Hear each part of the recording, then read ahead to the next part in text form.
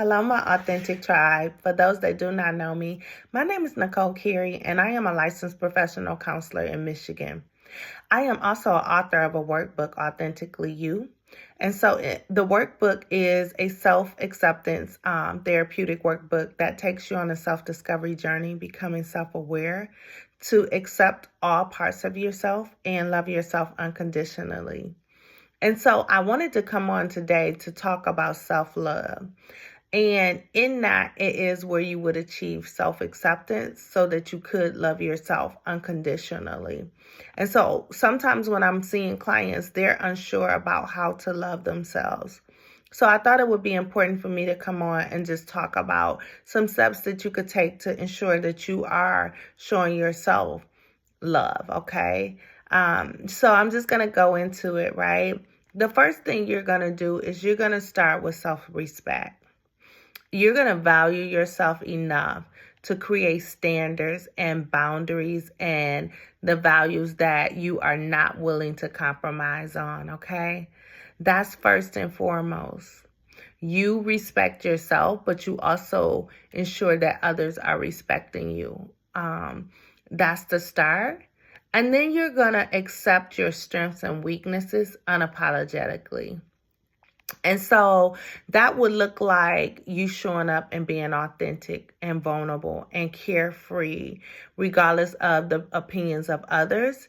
And even with you knowing that you still may have some things that you want to work on as it relates to your weaknesses, right? You want to maybe develop in certain areas, but you're accepting yourself as you are in the moment.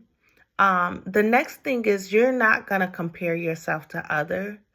Comparison is just really not a healthy thing. It really causes you to start to question your own abilities and whether or not you're enough because you're looking to the right or the left of you and what others are doing. And that's not healthy to compare yourself to others. Next, you're going to be truly honest with yourself. You're going to show up authentically as yourself, right? Without the mask. You're going to forgive yourself for mistakes and imperfections, right? Because no one is perfect. That's an illusion, okay?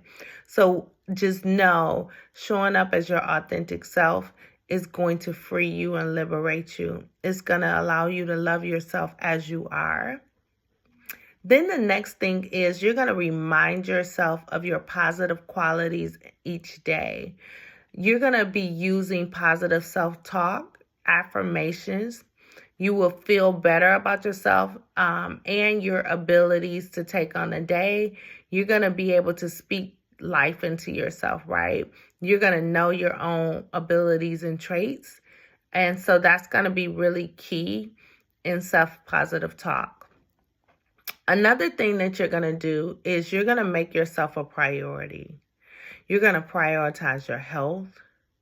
You're going to prioritize knowing what makes you happy, what brings you joy, contentment, and peace, okay?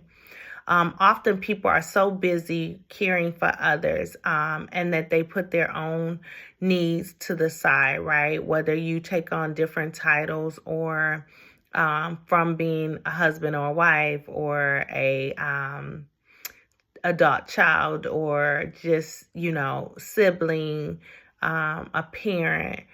Those different titles have roles. And so sometimes you can get so caught up in what your title is and what your roles and responsibilities are that you lose yourself. And so it's going to be really important that you make yourself a priority.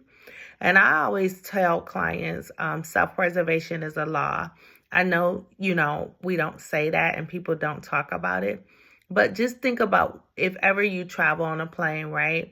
And the flight attendant gives the whole spiel about if something was to happen, you need to put your oxygen mask on first before assisting someone else. The reason why that's said is because you cannot help anyone else if you haven't helped yourself. If you don't put yourself first, if you don't prioritize yourself, you're no good for nobody else, right? So you can't pour from an empty cup.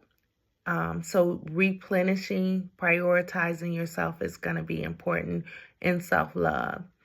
Another thing is make your needs clear You need to have clarity about what it is that you need for yourself, from yourself, but then also from others. If someone in your life is letting you down, make sure they are fully aware of what you need. This is you communicating. Effective communication is going to be key in this area.